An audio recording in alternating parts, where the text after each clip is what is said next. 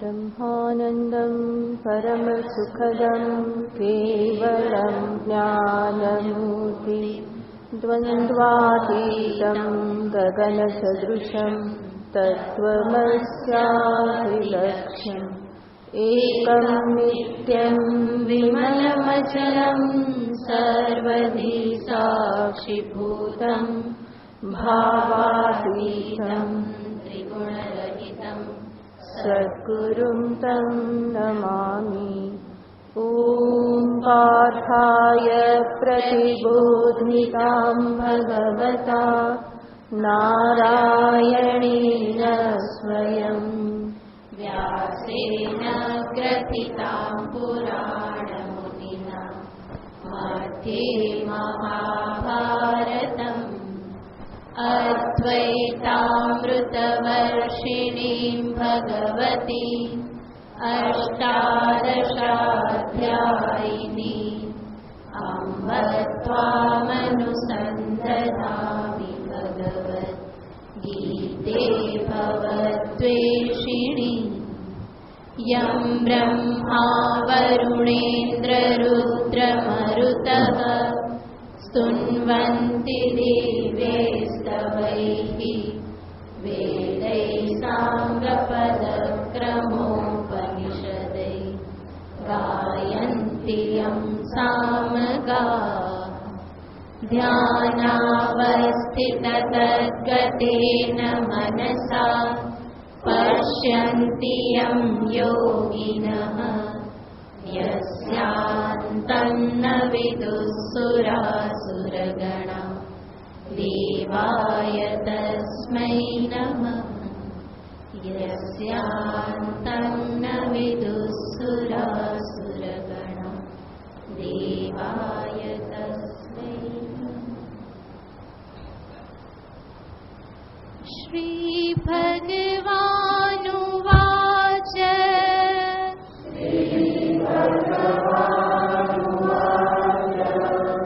अभयं सत्त्वसंशुद्धिः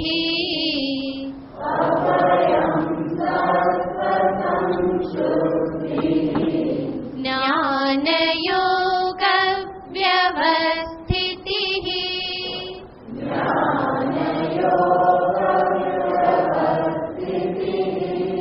दानं दमश्च यज्ञश्च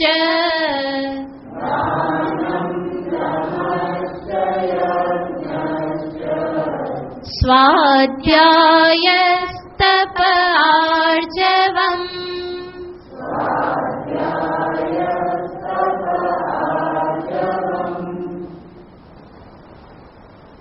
ભૌતિક જગતનું કોઈ જ્ઞાન પ્રાપ્ત કરવું હોય તો એ જ્ઞાન પ્રાપ્તિને અર્થે વ્યક્તિમાં, એના જીવનમાં, વ્યવહારમાં કોઈ પરિવર્તનની અપેક્ષા રાખવામાં આવતી નથી. એનામાં જે કંઈ પણ ખામીઓ છે એ ખામી સાથે પણ એ ભૌતિક વિષયનું જ્ઞાન પ્રાપ્ત કરી શકે છે. કોઈ વ્યક્તિ હિંસક હોય, એની વાણી કઠોર હોય તો પણ એ એન્જિનિયર બની શકે. એના અંતરમાં ઘણા રાગ દ્વેષ ભરેલા હોય તો પણ એ કોઈ પણ ક્ષેત્રમાં આગળ વધી શકે છે. તો ભૌતિક જગતના વિષયોના જ્ઞાનને માટે જીવન પરિવર્તનની, વ્યવહાર પરિવર્તનની અપેક્ષા રાખવામાં આવતી નથી, પરંતુ અધ્યાત્મ જ્ઞાનને અર્થે આમૂલાગ્ર પરિવર્તનની અપેક્ષા રાખવામાં આવે છે. વ્યવહાર શુદ્ધિ, ભાવ શુદ્ધિ, વિચાર શુદ્ધિ, આ બધી શુદ્ધિઓને ધ્યાનમાં લેવામાં આવે છે. અને એ પ્રમાણે શુદ્ધ થયેલું જીવન, શુદ્ધ અંતઃકરણ, એના થકી જ તત્વબોધ, આત્મબોધ પ્રાપ્ત કરી શકાય છે. આ કારણથી જ અધ્યાત્મ પથ જે છે એ થોડો કઠિન લાગે છે. બીજું બધું મેળવવું સરળ લાગે છે, પરંતુ આ પરિવર્તન કરવું એ કઠિન છે, એટલું સરળ નથી. જન્મો જન્મના સંસ્કારો સાથેનું યુદ્ધ છે. અનેક વર્ષોથી જે ધારણાઓ, માન્યતાઓ ઉપર જીવન જીવી રહેલા છે એ બધાને સુધારવાની છે. એને છોડી અને નવી સમજણ જીવનમાં અપનાવવાની છે. અને એ વસ્તુ કોઈ સામાન્ય વસ્તુ નથી, માટે એ કઠિન બની રહેશે. અને એ જે પરિવર્તન લાવવાનું છે એના માટે જ ભગવાન અહીંયા દૈવી અને આસુરી સંપત્તિની વાત કરી રહેલા છે. દૈવી સંપત્તિની પ્રાપ્તિ કરવી, આસુરી સંપત્તિમાંથી મુક્ત થવું, આ સર્વપ્રથમ શરત છે આત્મજ્ઞાનને માટે. અને એના માટે પ્રયત્ન કરવો, સદ્ગુણ પ્રાપ્તિને અર્થે પ્રયત્ન, દુર્ગુણ નિવૃત્તિને અર્થે પ્રયત્ન, એમાં જ સૌથી વધારે આત્મકૃપાનો ઉપયોગ છે. જે 4 કૃપા કહેવામાં આવે છે એમાં આત્મકૃપાનો આ મહત્વનો ઉપયોગ છે કે જાણ્યા પછી એને હું જીવનમાં અપનાવવા માટે પ્રયત્નશીલ રહું. જે કંઈ પણ ઉપદેશ આપવામાં આવે છે એ ઉપદેશ મારા માટે માત્ર માહિતી ન બની રહે, પરંતુ જીવનની સાથે એ વણાતો જાય. અને એના માટે જે કંઈ પણ પ્રયત્ન કરવો પડે એ આત્મકૃપા વગર સંભવ નથી બનતું. આમ તો અધ્યાત્મ પથ સમગ્ર આત્મકૃપા ઉપર જ અવલંબે છે. પોતાના તરફથી નિષ્ઠાપૂર્વકનો પ્રયત્ન, આગળ વધવાની ઈચ્છા એ જ આત્મકૃપા છે. અને એના થકી જ ગુરુકૃપા, શાસ્ત્રકૃપા પણ પ્રાપ્ત થતી હોય છે. અને કદાચ ગુરુકૃપા, શાસ્ત્રકૃપા પ્રાપ્ત થઈ ગઈ તો પણ જો આત્મકૃપા નહીં હોય તો એ બંને કૃપા પણ પોતાનું કાર્ય કરી શકતી નથી.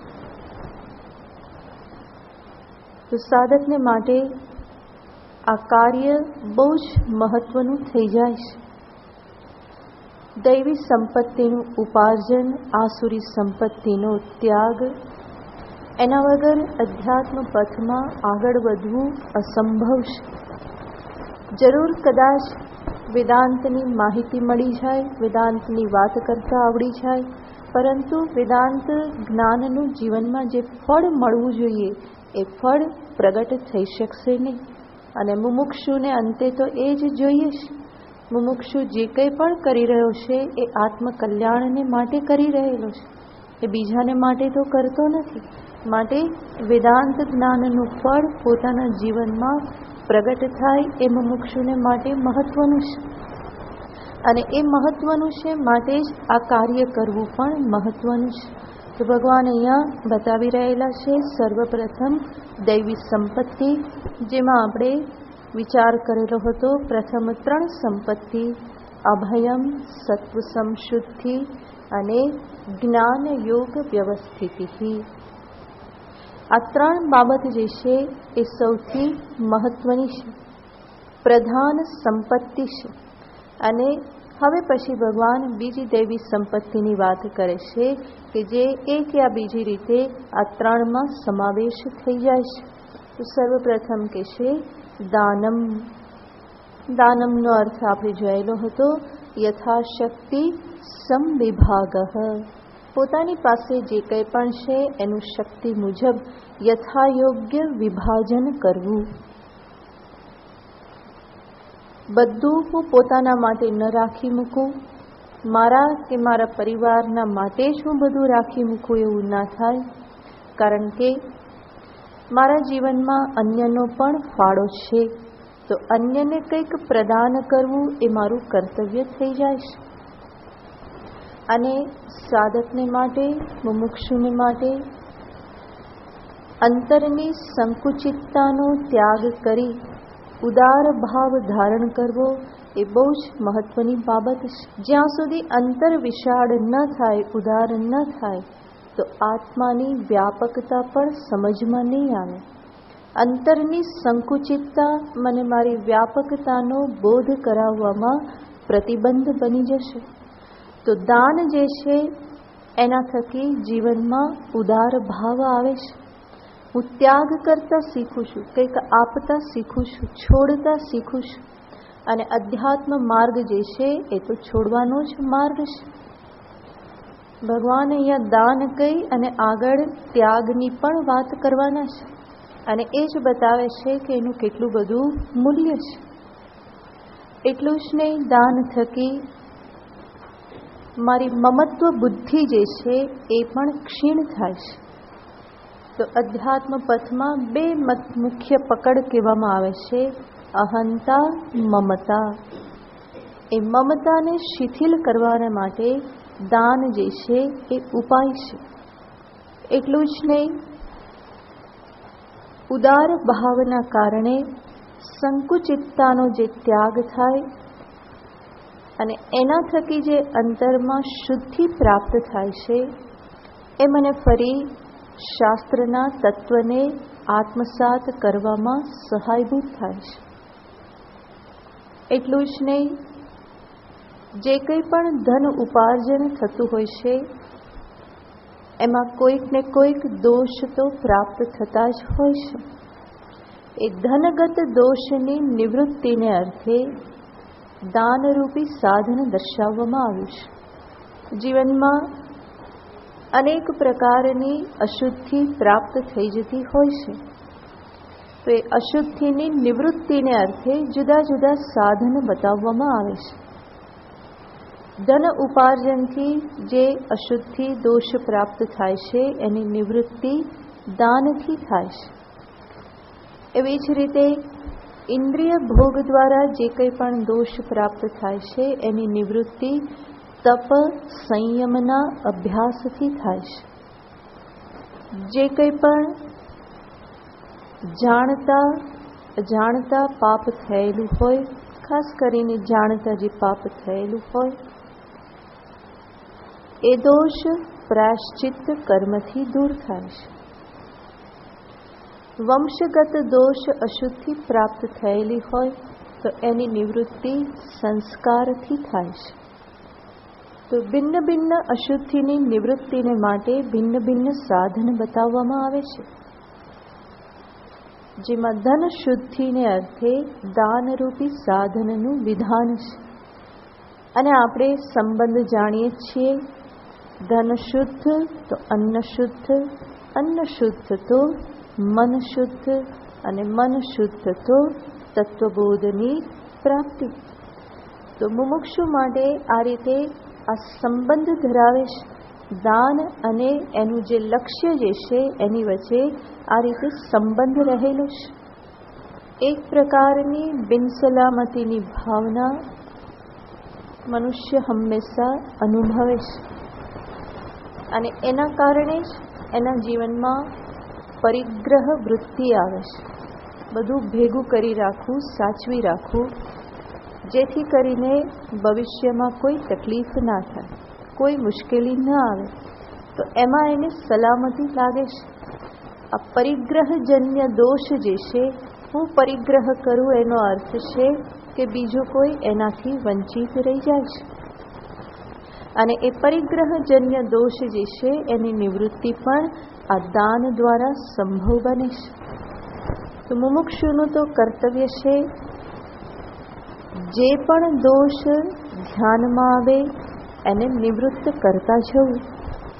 તો જે દોષ જીવનમાં જણાતા હોય એનું સ્પષ્ટ પરીક્ષણ કરી અને એમાંથી નિવૃત્ત થવાનો સનિષ્ઠ પ્રયત્ન કરવાનો હોય તો જ એ સાચો મુમુક્ષુ સાધક બની રહે. બાકી દોષને જુએ અને છતાં પણ છાવરતો રહે તો એનો અર્થ છે કે હજુ એ મુમુક્ષુ બન્યો જ નથી, સાધક બન્યો જ નથી. સાધક બનવું એનો અર્થ જ છે આ માટેનો પ્રયત્ન કરવો, દોષને જાણવા, જાણીને એમાંથી મુક્ત થવા માટે પ્રામાણિકતાપૂર્વક પ્રયત્ન કરવો. તો જ મારા અંતરમાં જાગેલું મુમુક્ષુત્વ કે સાધકત્વ જે છે એ સાચું સાધકત્વ કહેવાય. નહીં તો એના માટે પ્રયત્ન ન થાય તો હજુ હું સાધક બન્યો એવું કહેવાય જ નહીં. સાધકનો અર્થ છે જે સાધ્ય સિદ્ધિને માટે પ્રયત્નશીલ છે અને સાધ્ય સિદ્ધિ માટે જે કંઈ પણ કરવું પડે એ કરવા માટે જે તૈયાર છે એનું નામ છે સાધક. તો ભગવાન અહીંયા એક પછી એક બાબત એવી દર્શાવે છે કે જે પ્રત્યેક બાબતો મુમુક્ષુના પોતાના લક્ષ્યની સાથે સંબંધ ધરાવનારી છે. દાનની વાત કર્યા પછી ભગવાન કહેશે દમશ્ચ. દમ શબ્દનો અર્થ થાય છે ઇન્દ્રિયો ઉપરનું નિયંત્રણ. બાહ્યકરણાનામ ઉપશમઃ. બાહ્યકરણ છે ઇન્દ્રિયો અને ઇન્દ્રિયો ઉપરનો સંયમ એને કહેવાય છે દમ. જે દાન કરતા શીખ્યો છે, બીજાને આપતા શીખ્યો છે, એ જ જીવનમાં દમ ધારણ કરી શકે છે. પોતે જ ભોગવે, પોતાની જ ઇન્દ્રિયોને હું ભોગ આપું એ પ્રકારની વૃત્તિ હોય તો એ બીજાને નહીં આપી શકે. માટે દાન અને દમ આ બંને સાથે સાથે જોડાયેલા છે. અને દમનનું વિધાન એટલા માટે કરવામાં આવે છે કે ઇન્દ્રિયોનો સહજ સ્વભાવ બહાર દોડવું એ જ છે. અને ઇન્દ્રિય બહાર દોડે તો એની પાછળ મન જાય, મનની પાછળ બુદ્ધિ જાય. ઇન્દ્રિય મન બુદ્ધિ બહાર જતા રહ્યા તો વધ્યું શું? ખાલી ખોડ્યું જ રહ્યું, શરીર જ રહ્યું. તો એના થકી તો કંઈ થઈ શકતું નથી. અધ્યાત્મ પથમાં યાત્રા તો મન બુદ્ધિ થકી જ સંભવ બને છે. મનસા એવ ઇદમ આપતવ્યમ. મન વડે જ આને પ્રાપ્ત કરવાનું છે. દૃશ્યતે સૂક્ષ્મયા બુદ્ધ્યા અગ્રયા. જે સૂક્ષ્મ બુદ્ધિથી આને જોવાનું છે. તો મન અને બુદ્ધિ જ તો સાધન છે. એટલે ભગવાન પણ એ જ માગી લેશ મય્યેવ મન આદત્સ્વ મયી બુદ્ધિમ નિવેશય. તારે તારું શરીર જ્યાં રાખવું હોય ત્યાં રાખ, પરંતુ મન બુદ્ધિ તું ક્યાં રાખ? મારામાં રાખ. કારણ કે ભગવાન જાણે છે કે આ ખોડિયું કંઈ બહુ મહત્વનું નથી. એ તો આવે છે ને જાય છે, એક મળે ને બીજું મળે, એ તો ચાલ્યા કરે છે. પરંતુ મહત્વના છે મન અને બુદ્ધિ. તો મન બુદ્ધિની રક્ષા કરવાને અર્થે સર્વપ્રથમ પ્રારંભમાં દમરૂપી સાધનનો ઉપદેશ અપાય છે. તો ભગવાન કહે છે કે મન બુદ્ધિ બહાર જતા રહે એની પૂર્વે ઇન્દ્રિયોના દરવાજાને બંધ કરી દો, એને રોકી લો. અને એ રીતે રોકી લેશો તો જે સમયની બરબાદી છે, બહિર્મુખતાના કારણે એમાંથી બચી શકાશે. તો સાધકને માટે તો આ બહુ જ મહત્વનું સાધન છે. કારણ કે ઇન્દ્રિયોને સંયમમાં રાખવી એટલી સરળ નથી. અને આને તો મહત્વનો ગુણ કહેવામાં આવે છે. ભગવાન કહે છે કે જ્ઞાન કોને પ્રાપ્ત થાય છે? શ્રદ્ધાવાન લભતે જ્ઞાનમ તત્પરઃ સંયતેન્દ્રિયઃ. ભગવાને ત્યાં આ વસ્તુ મુખ્ય મૂકેલી છે. ઘણા બધા ગુણો ભગવાન કહે છે, પરંતુ જ્ઞાન કોને પ્રાપ્ત થાય છે ત્યાં કહેવાનું છે તો ભગવાન આ 3 બાબત જ લાવે છે: શ્રદ્ધા, તત્પરતા અને ઇન્દ્રિય સંયમ. તો જ્ઞાનેન્દ્રિય, કર્મેન્દ્રિય આ બધાને નિયંત્રણમાં રાખવા. ભગવાને દરેક મનુષ્યને એક સ્તંભન શક્તિ આપેલી છે. સ્તંભન શક્તિનો અર્થ છે રોકવાની શક્તિ. જ્યાં ક્યાંક પણ થોડોક ભય દેખાય તો તરત જ મનુષ્ય પોતાની જાતને રોકી લે છે. તો અનેક જગ્યાએ એ શક્તિ જે છે એ આપોઆપ કાર્ય કરે છે. રસ્તામાં જતા હોઈએ અને સર્પ જેવું કંઈક દેખાય તો તરત જ શું થાય છે? અટકી જવાય છે. ત્યાં કોઈ મહેનત કરવી પડતી નથી કે હવે મારે અટકી જવું જોઈએ, આગળ જઈશ તો મારું અનિષ્ટ થશે, આવું બધું કરવું પડે છે. એ સ્વયં જ કાર્ય થઈ જાય છે, અટકી જવાય છે. તો આ એક સ્તંભન શક્તિ છે. અને એનો ઉપયોગ સાધકે કરવો રહ્યો. જે આ સ્થાનમાં સ્વયં પ્રગટ થાય છે એનો વિશેષ રૂપે ઉપયોગ આ ઇન્દ્રિય સંયમમાં કરવાનો. આંખ, કાન કે પછી હાથ, પગ, વાણી આ બધું બહુ સડસડાટ ચાલે છે. ખબર પણ ના હોય એવી તેજીમાં એ બધું ચાલી રહેલું છે અને એમાંથી એને શાંત કરવાના છે, એની ગતિને ધીમી કરવાની છે. તો વાણી સડસડાટ ચાલતી હોય, આંખ પણ હંમેશા ભાગતી રહેતી હોય કંઈ ને કંઈ ગ્રહણ કરવા માટે, હાથ પગ પણ કંઈ ને કંઈ કરતા રહેતા હોય, તો આ બધાના કારણે જીવનમાં ચંચળતા વધતી જાય છે. ચંચળતાના કારણે આ બધું થાય છે અને એ બધું એમને એમ ચલાવવાથી ચંચળતામાં વૃદ્ધિ થાય છે. અને ચંચલ વ્યક્તિત્વ સાથે પરમ શાંત સ્વરૂપ આત્માની ઉપલબ્ધિ અસંભવ છે. વેદ પણ પ્રાર્થના દર્શાવે છે, ભદ્રમ કર્ણેભિઃ શૃણુયામ દેવાઃ, ભદ્રમ પશ્યેમાક્ષભીર્યજત્રાઃ, સ્થિરૈરંગૈઃ તુષ્ટુવાન. આંખ કલ્યાણકારી જુએ, કાન કલ્યાણકારી સાંભળે અને સ્થિર અંગોથી અમે તમને તુષ્ટ કરીએ. અંગો સ્થિર ક્યારે રહે? જ્યારે ઇન્દ્રિય સ્થિર હોય. એટલા માટે એક સાધક તરીકે, મુમુક્ષુ તરીકે રોજ અભ્યાસ કરવો જોઈએ 5 થી 10 મિનિટ શાંત નિષ્ક્રિય બેસવા માટેનો.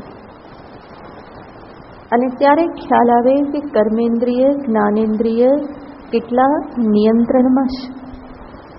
10 મિનિટમાં કેટલી વખત આંખો ખુલી જાય છે, કેટલી વખત કાન કંઈક સાંભળવા માટે ઉત્સુક થઈ જાય છે, કેટલી વખત હાથ પગ કંઈ ને કંઈ કરવા માટે મચી રહેલા છે, માથું કેટલી વખત હલી જાય છે, કમર કેટલી વખત સીધી વાંકી થતી રહેશે. આ બધું 5-10 મિનિટ બેસવાનો અભ્યાસ કરવામાં આવે તો ખ્યાલ આવે. અને જેમ જેમ ખ્યાલ આવે એમ એમ ધીમે ધીમે મારે એને ધ્યાનમાં લઈ અને એમાંથી બહાર નીકળવાનું હોય.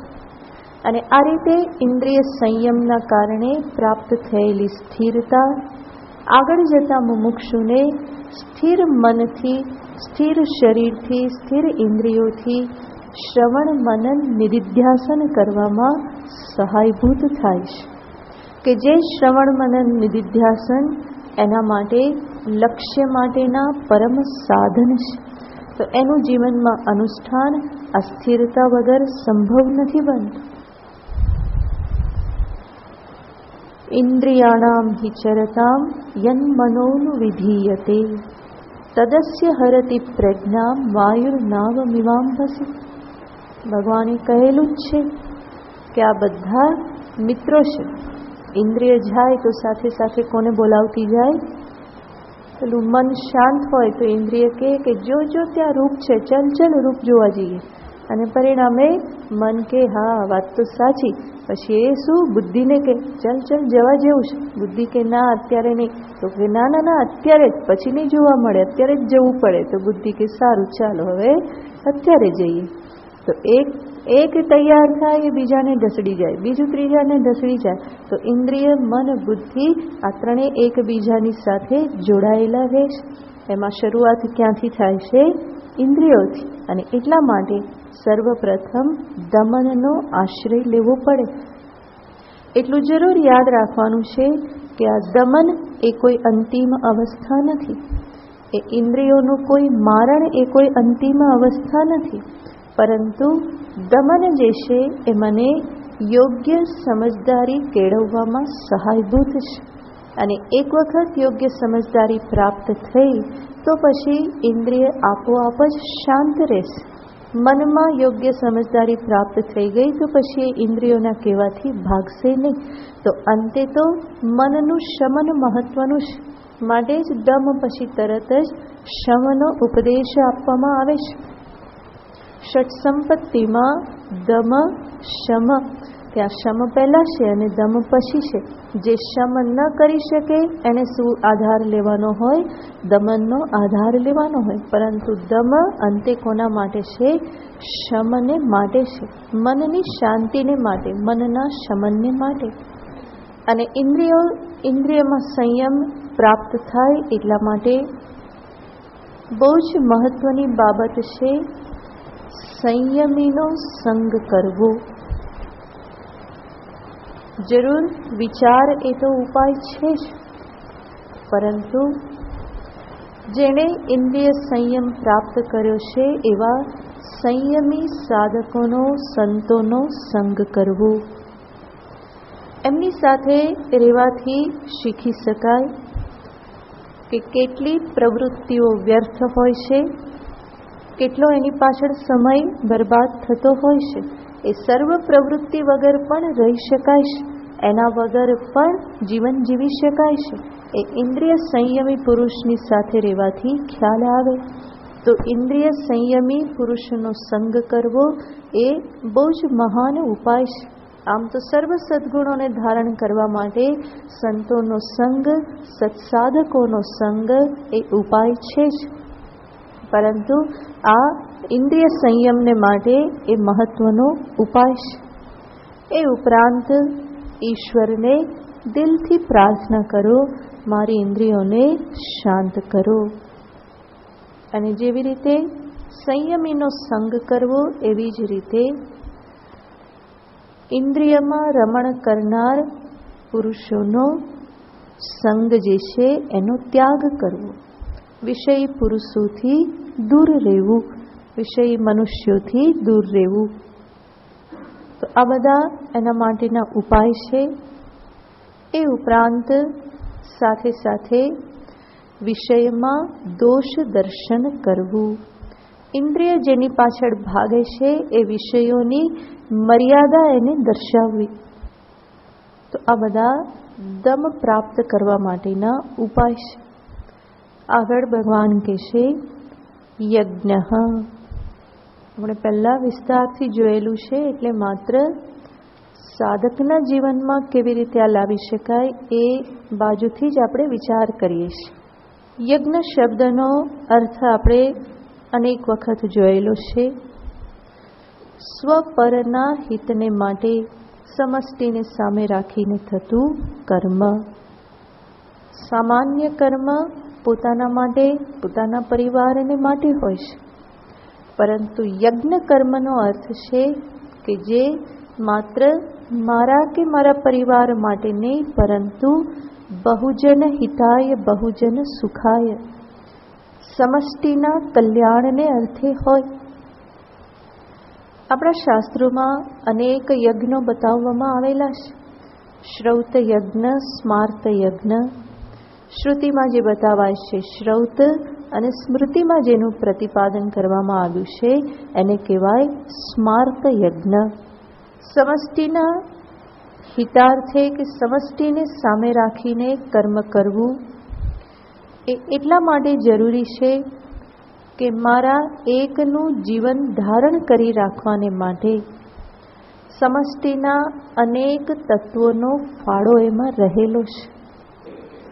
તો મારા અસ્તિત્વને માટે સમષ્ટિના અનેક તત્વો જો યોગદાન આપતા હોય તો મારું પણ કર્તવ્ય થઈ જાય છે કે હું સમષ્ટિને માટે કંઈક યોગદાન આપું.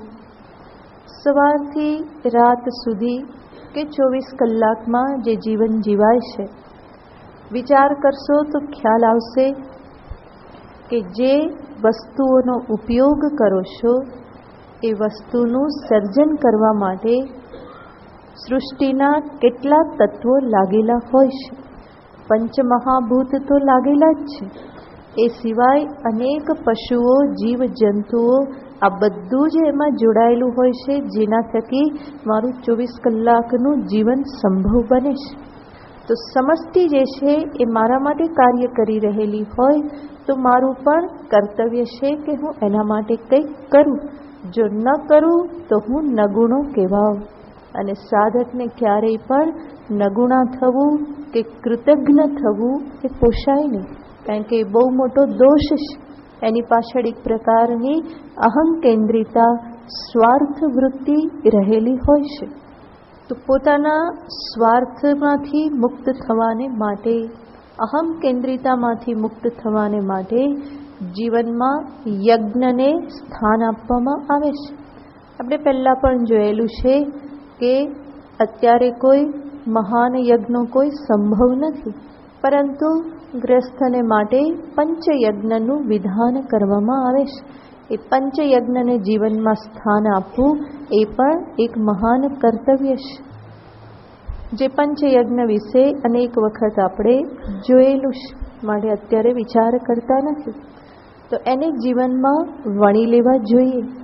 જેટલે અંશે મારું જીવન યજ્ઞમય બને એટલે અંશે હું ઈશ્વરની વધારે નજીક પહોંચું છું, અને જેટલે અંશે સ્વાર્થમય બને એટલો હું ઈશ્વરથી વિમુખ થઉં છું, દૂર થઉં છું. કારણ કે સમષ્ટિ એ ઈશ્વરનું જ સ્વરૂપ છે. વિશ્વરૂપે ઈશ્વર જ પ્રગટ થયેલા છે. માટે મનુષ્ય જો જીવનમાં યજ્ઞ જેવું કોઈ કર્મ ન કરે તો એ આ સૃષ્ટિમાં ગંદકી વધાર્યા સિવાય બીજું કંઈ કરવાનો નથી. કારણ કે મનુષ્ય જો એમનેમ જ જીવે તો એ સૃષ્ટિમાં શું કરવાનો છે? ગંદકીમાં જ વધારો કરવાનો છે, એનાથી વિશેષ કંઈ નહીં. પરંતુ હું એક સાધક તરીકે ઈશ્વરની નજીક પહોંચવા માગતો હોઉં, જીવનના પરમ લક્ષ્યને સિદ્ધ કરવા માગતો હોઉં, તો વિશ્વરૂપે પ્રગટ થયેલ ઈશ્વરની સાથે મારો યોગ્ય સંબંધ જળવાવો જોઈએ. કારણ કે આ જે જગત જે છે, એ જીવન જે છે, એ ગીવ એન્ડ ટેક એ સિદ્ધાંત પર જ ચાલે છે. આપો અને લો, ફરી આપો અને લો. માત્ર એક જ દિશા થઈ જાય, વન વે થઈ જાય તો એ કોઈ પણ રીતે કલ્યાણકારી નથી. હંમેશા લેતો જ રહું તો એ મારા માટે કોઈ રીતે કલ્યાણકારી નથી. જગતના તત્વોનો વિચાર કરીએ તો બધા જ તત્વ આપવાને માટે હંમેશા સક્રિય હોય છે, એના માટેનો જ પ્રયત્ન હોય છે.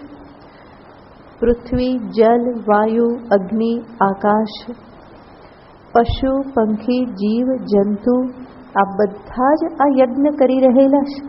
સમસ્ત સૃષ્ટિરૂપી જે યજ્ઞ ચાલી રહેલો છે એમાં દરેક પોતાની આહુતિ આપી રહેલા છે. અને જો મનુષ્ય પોતાની આહુતિ ન આપે તો એ જરૂર દોષમાં પડે, અને એ દોષ એને એના લક્ષ્યથી વંચિત કરી દે એવું સંભવ છે. માટે જ સાધકે સજાગ રહી અને જે કંઈ પણ થઈ રહ્યું છે એમાં સમષ્ટિને સામે રાખી અને કંઈક કરવું જોઈએ. એના અર્થે જ સમસ્ત ગીતામાં કર્મયોગનો ઉપદેશ આપવામાં આવેલો છે. નિષ્કામતાપૂર્વક કંઈ પણ કર્મ કરવું એ યજ્ઞ જ છે. નિષ્કામતા છે એનો અર્થ પોતાનો સ્વાર્થ નથી. જે કંઈ પણ છે એ સમષ્ટિને સામે રાખીને કરવામાં આવે છે.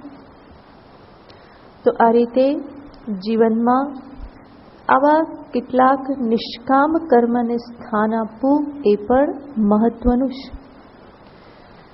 નિષ્કામતા કે કર્મયોગ આ માત્ર સાંભળવા માટે નથી. સાંભળવાથી કોઈ ફળ નહીં મળે, પરંતુ સાંભળ્યા પછી એને જીવનમાં અનુષ્ઠાન કરવું પડે, જીવનમાં ઉતારવું પડે. કર્મયોગ વિશે બધું જાણી લો અને જાણ્યા પછી ચૂપચાપ બેસી જાઓ તો એનો કોઈ અર્થ નથી. પરંતુ કર્મયોગ વિશે જાણ્યા પછી જીવનમાં એવા કોઈ કર્મને સ્થાન આપવું જોઈએ કે જે કર્મ હું મારા પોતાના માટે ના કરતા હોઉં, જેમાં મારો પોતાનો કોઈ સ્વાર્થ ન હોય, બલકે એના માટેની કોઈ અપેક્ષા ન હોય. કર્મ હું કરું અને કરીને હું ભૂલી જાઉં, એવું કોઈ કર્મ જીવનમાં ધારણ કરવું જોઈએ કે જ્યાં મારે કંઈ જોઈતું નથી, પરંતુ મારું શરીર, બુદ્ધિ કે ઇન્દ્રિય જે છે કે સમય છે એનો હું ઉપયોગ કોઈક એવા કર્મમાં કરું કે જે સમષ્ટિના હિતાર્થે હોય. જો એવી રીતે જીવનમાં કંઈ સ્થાન ન મળે તો તો કર્મયોગનું જ્ઞાન જે છે એ નિષ્ફળ જાય છે, વ્યર્થ જાય છે. એ જ્ઞાન જે છે એ વંધ્ય જ્ઞાન છે. એ વંધ્ય જ્ઞાનનો અર્થ એ જ્ઞાન કંઈ ઉત્પન્ન કરતું નથી, એ બુઠ્ઠું થઈ ગયું. એવી જ રીતે નિષ્કામતાની વાતો સાંભળવાથી કે કરવાથી કંઈ નથી વળતું, પરંતુ એ નિષ્કામતાને જીવનમાં લાવવા માટે પ્રયત્ન કરવો પડે. સૂક્ષ્મ રીતે કામનાઓ કાર્ય કરતી હોય છે અને એટલા માટે જ સેવા કર્યા પછી પણ મહાન ફળની અપેક્ષા રખાય છે. કહેવામાં તો આવે કે હું સેવા કરું છું. સેવા કરું છું એનો અર્થ હું સેવાથી પછી કોઈ ફળ પ્રાપ્ત કરવાની ઈચ્છા ન હોય. સેવાનો અર્થ છે કે સેવા જ એ હું મારા માટે કરું છું, નહીં કે બીજાના માટે કરું છું. પણ સમજદારી ન હોવાના કારણે સેવાને પણ સકામ રૂપે કરવામાં આવે છે. મોટું ફળ નહીં તો કમસે કમ એપ્રિશિએશન તો થવું જ જોઈએ. કોઈકે તો કહેવું જોઈએ કે તમે બહુ કર્યું મારા માટે, અને જો ના કહે તો અંદર ધૂંધવાયા કરે. કોઈને મારી કદર નથી, કોઈ સમજતું નથી. હું તો એની પાછળ ફના થઈ ગયો કે ફના થઈ ગઈ, પરંતુ મને હાથમાં શું આવ્યું? જીવન ખતમ કરી નાખ્યું. તો એક બાજુથી સેવા કહો અને બીજી બાજુથી આ પ્રમાણે અંદરથી બધું ખદબદ થતું રહે, તો જે કર્યું જે છે એ બધું નકામું જતું રહેશે. તો કર્મયોગ નિષ્કામતા એ જીવનમાં આ પ્રમાણે આચરણને માટે છે. માત્ર સાંભળવાથી કે વાતો કરવાથી એનું ફળ મળતું નથી. ઘણા લોકો કરતા હોય બીજા માટે, પરંતુ પછી કહીને બધા ઉપર પાણી ફેરવી દે. મેં આટલું બધું કર્યું અને મને કંઈ નહીં. તો આટલું કહેવા માત્રથી જે બધું કર્યું એના ઉપર પાણી ફરી જતું હોય છે. તો નિષ્કામતા જે છે એ જીવનમાં ફરી ફરીને વિચાર કરી અને લાવવાની હોય. નિરંતર સાધક સજાગ રહે કે મારી કામના કેટલી મને ધક્કો મારે છે, ક્યાં ક્યાં મારો અહંકાર મને સકામ બનાવી દેશ, કેવી કેવી અપેક્ષાઓથી મારું મન ભરાઈ જાય છે અને પૂરી ન થાય તો કેવો અંદર ખળભળાટ મચી જાય છે. અનેક વખત જીવનમાં ફરિયાદ થતી હોય છે, મને થેન્ક યુ પણ નહીં કહું, જરાક ભાવ પણ પ્રગટ નહીં કર્યો, આટલી મોટી ભૂલ કરી પણ માફી પણ નહીં માગી, આવવું જોઈએ, માફી માગવી જોઈએ.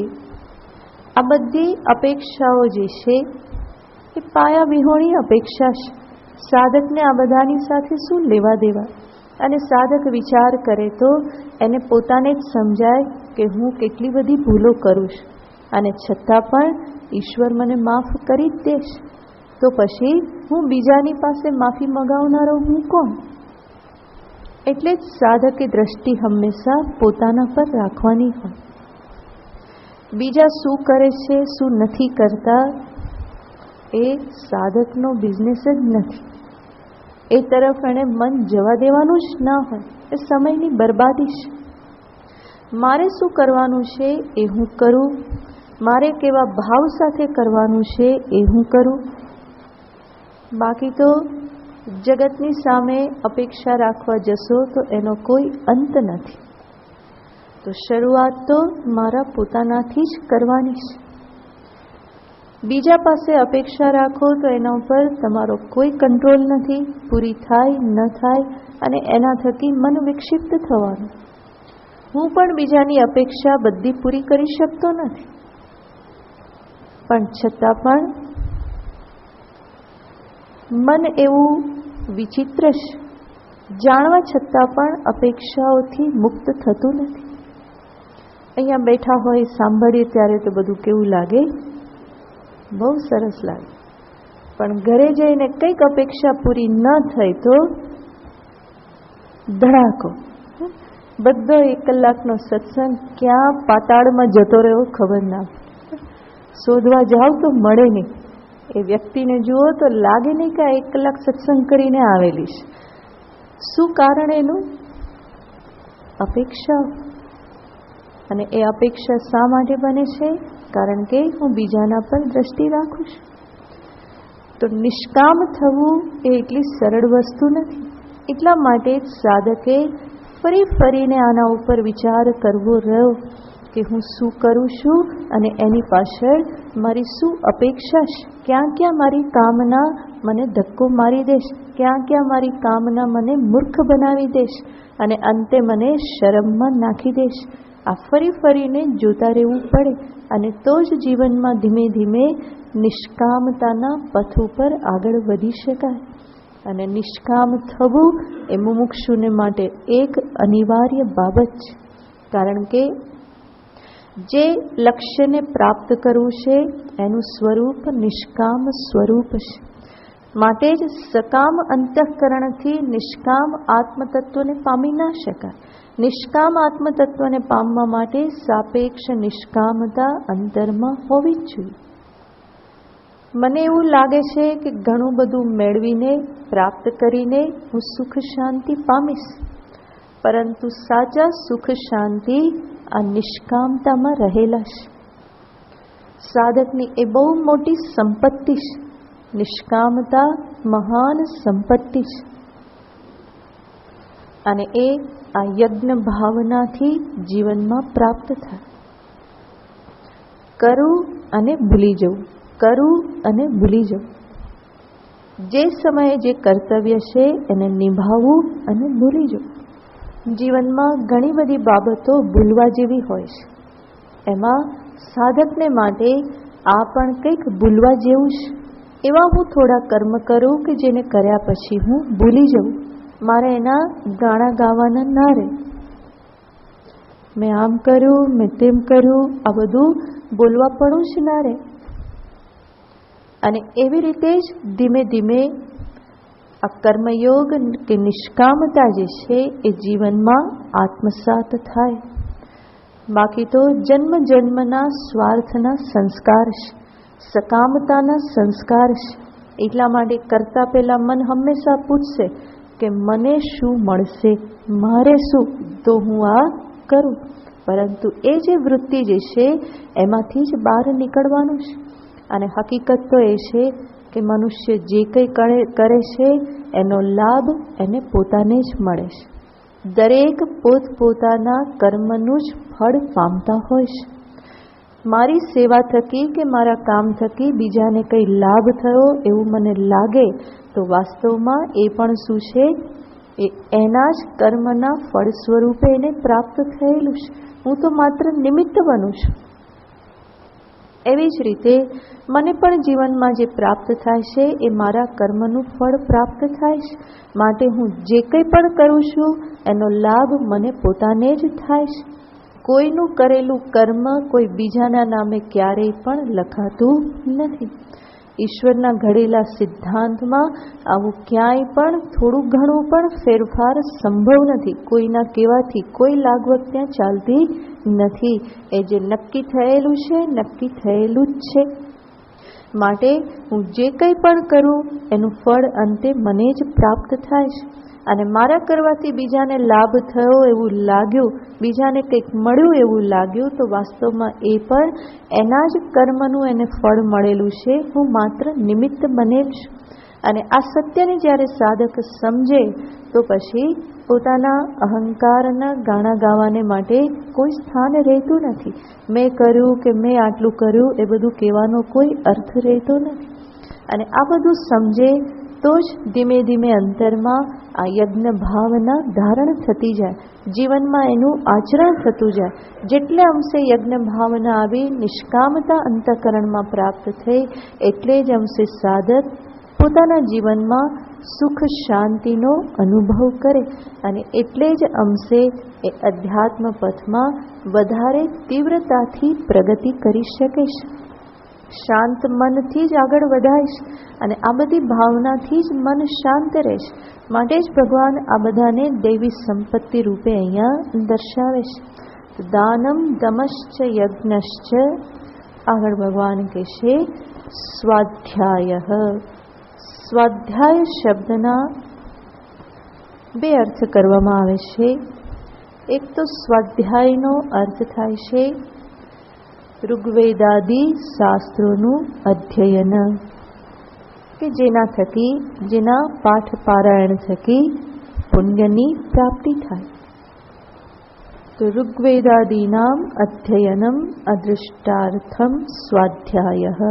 ભાષ્યકાર કહે છે, આમ પણ વેદનું વિધાન છે, સર્વને આજ્ઞા છે વેદની. સ્વાધ્યાયો અધ્યેતવ્ય, સ્વાધ્યાયનું અધ્યયન કરવું જોઈએ. ત્યાં સ્વાધ્યાયનો અર્થ થાય છે પોતપોતાના કુલ કે ગોત્રને પ્રાપ્ત થયેલ વેદની શાખાનો અધ્યયન.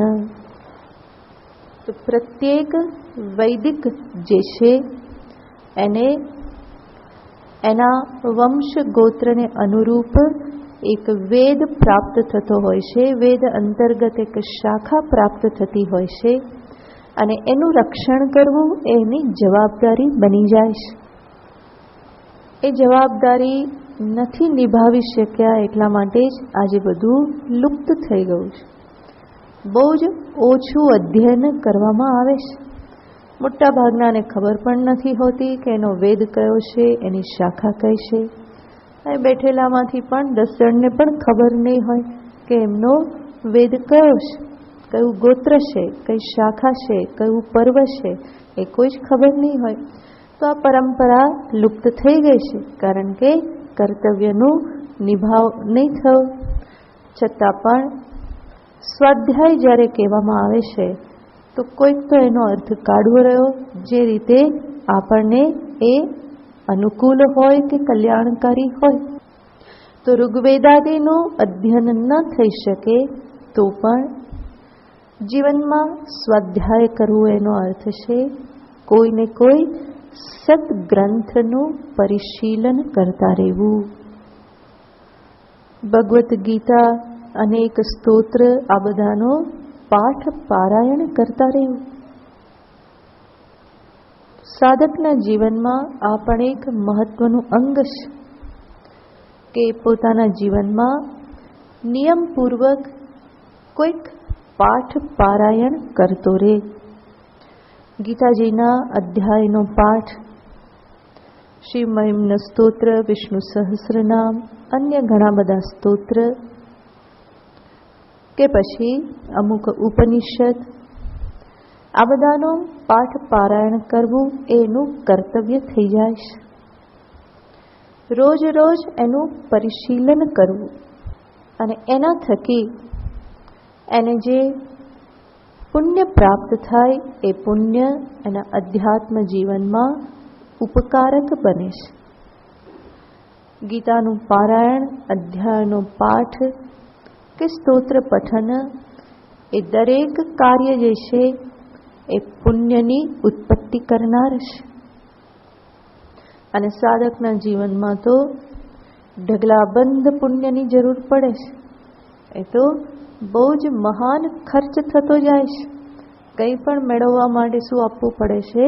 પુણ્ય આપવું પડે છે. અને જ્યારે શુદ્ધ ભાવથી આ બધા પાઠ કરવામાં આવે તો એનાથી શુદ્ધ પુણ્યની ઉત્પત્તિ થાય છે. પુણ્ય પણ અનેક પ્રકારે હોય છે.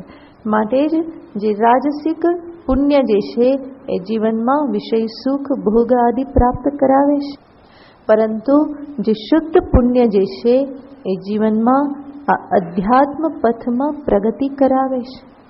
એ ઇન્દ્રિય મનને શાંત કરનાર નીવડે છે, ઈશ્વર સન્મુખ લઈ જાય છે.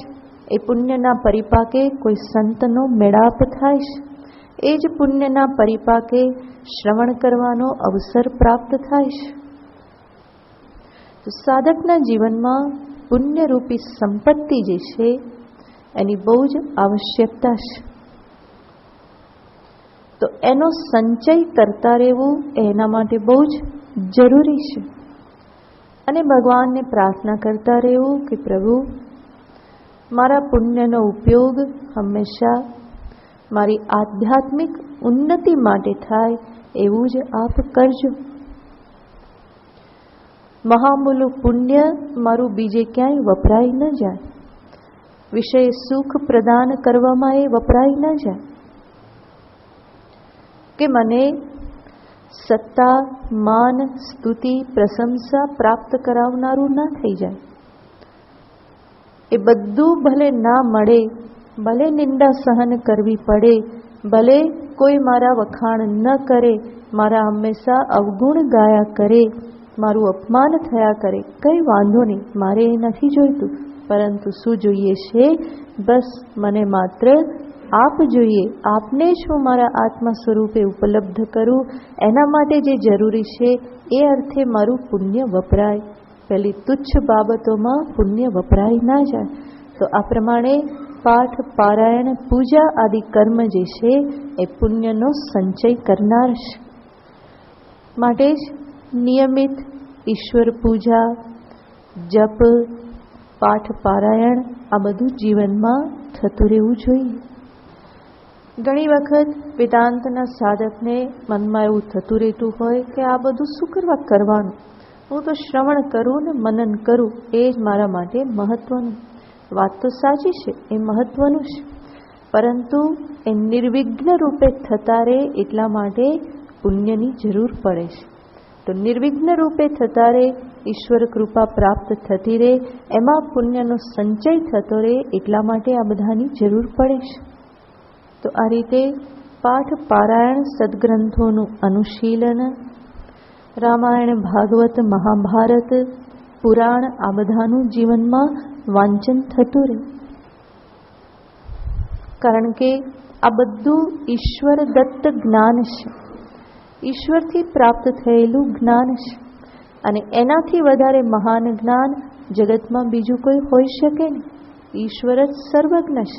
સર્વજ્ઞ પ્રભુથી જે પ્રાપ્ત થયેલું હોય એનાથી વધારે બીજું કોણ આપી શકવાનું છે? માટે એ બધા ગ્રંથોનું અનુશીલન જીવનમાં થતું રહે.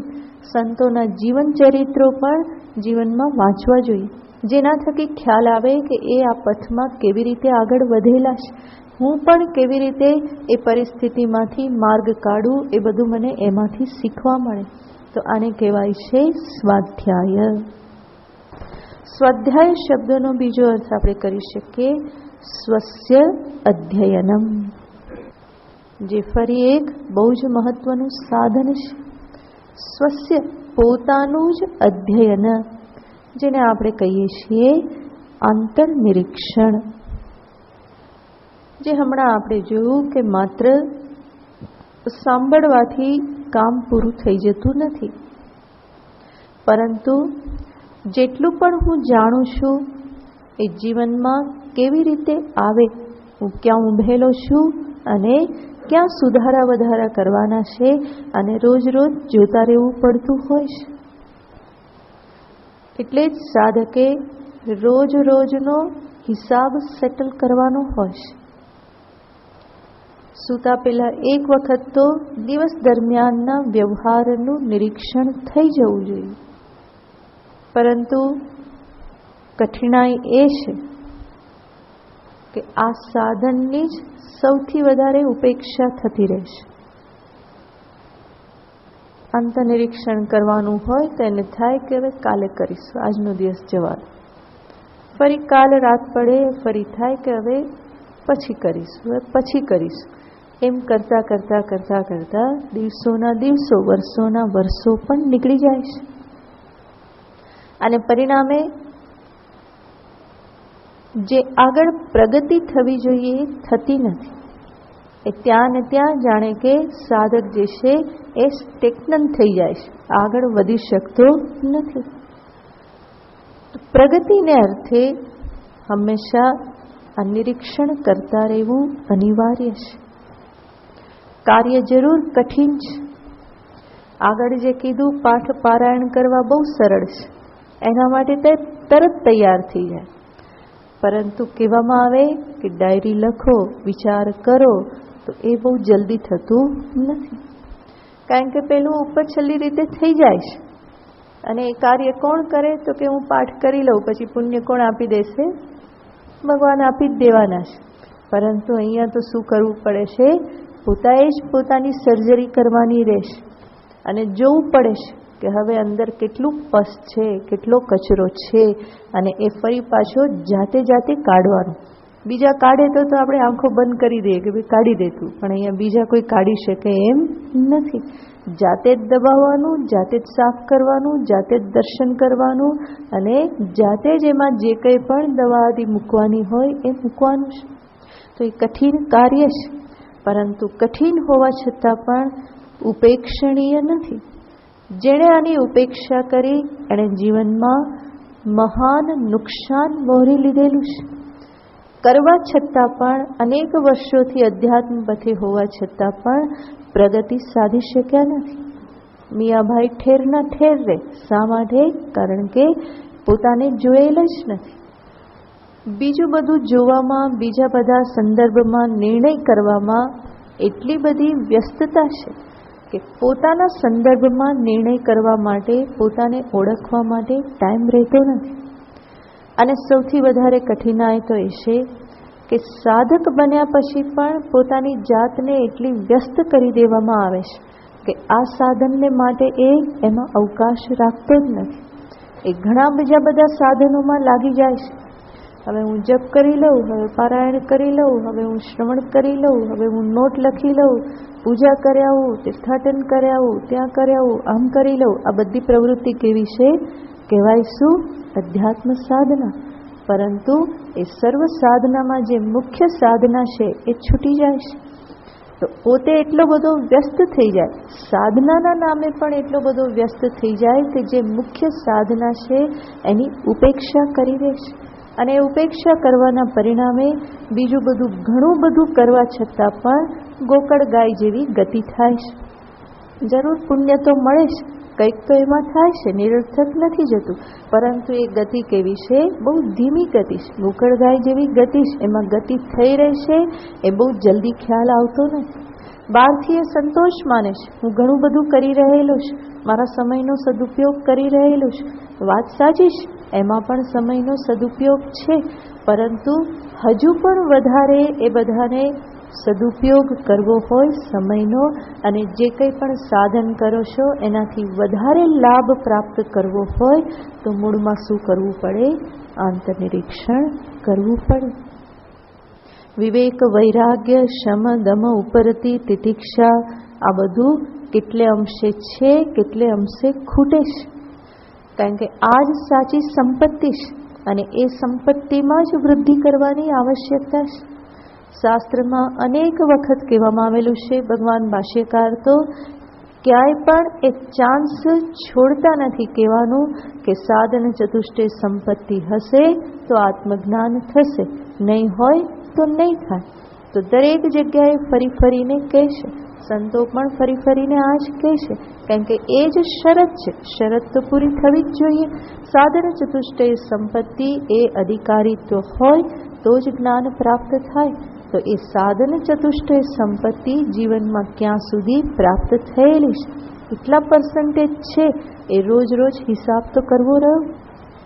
એમાં જ્યાં સુધી ખૂટતું હશે ત્યાં સુધી જ્ઞાન પ્રગટ થવાનું નથી. તો ખૂટતું પૂરું કરવા માટે, ખૂટે છે જાણવા માટે પણ શું કરવું પડશે? આંતરનિરીક્ષણ કરવું પડે. કેટલો વિવેક સજાગ રહેશે, જાગ્રત રહેશે, ક્યાં વિવેક ખોઈ દેવાય છે? આત્મનાત્મ વિવેક, નિત્યાનિત્ય વિવેક, ખાસ કરીને નિત્યાનિત્ય વિવેક. ક્યાં અનિત્યમાં મહત્વ બુદ્ધિ બની જાય છે, નિત્ય તરફ કેટલી ગતિ થાય છે, આનો વિચાર કરવો રહ્યો.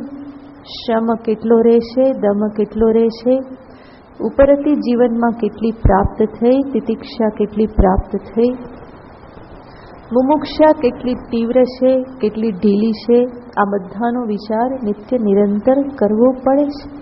તો અધ્યાત્મ સાધના માન્ય એટલી સરળ નથી, અને જો કરવામાં આવે નિષ્ઠાથી તો માન્ય એટલી કઠિન પણ નથી.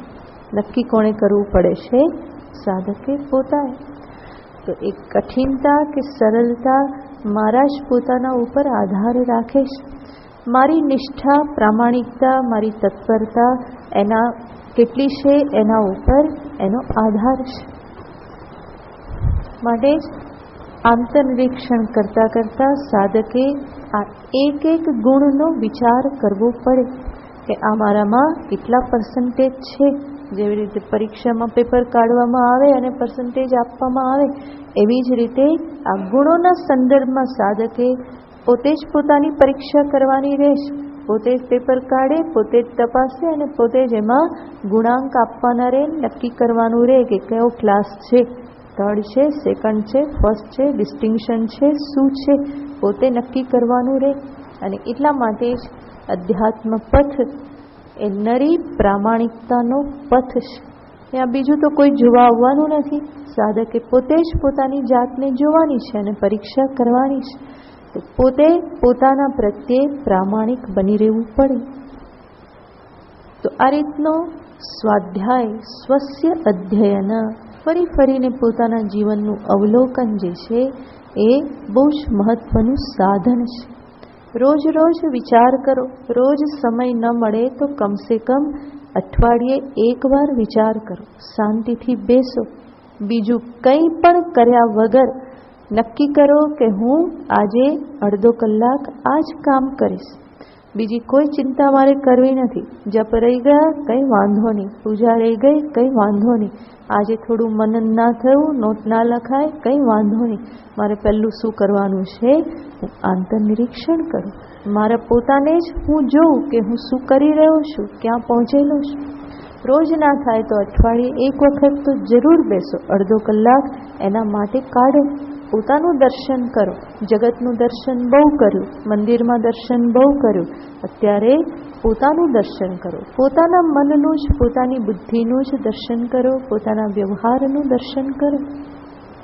અને એમાં જે કંઈ પણ કરવાનું હોય એના માટે ફરી સંકલ્પ કરો.